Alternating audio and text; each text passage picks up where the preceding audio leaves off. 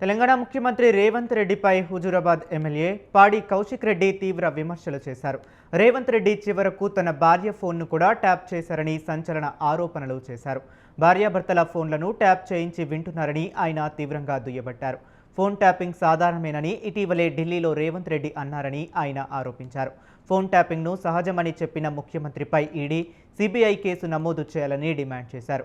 BJP, BRS నాయకులతో పాటు సొంత మంత్రుల ఫోన్లను కూడా ఆయన ట్యాప్ చేయిస్తున్నారని ఆయన ఆరోపించారు.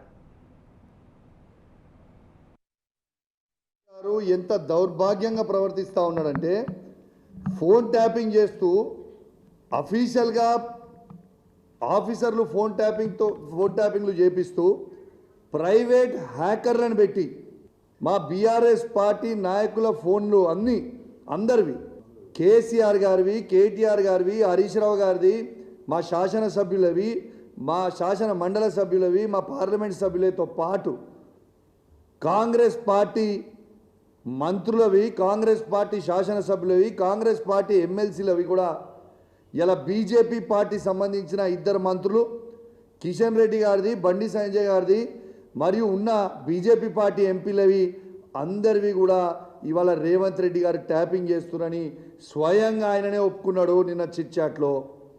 మరి దీని మీద కేసు ఎందుకు కావద్దు? ఖచ్చితంగా దీని మీద కేసు కావాలని నేను డిమాండ్ చేస్తూ ఉన్నాను.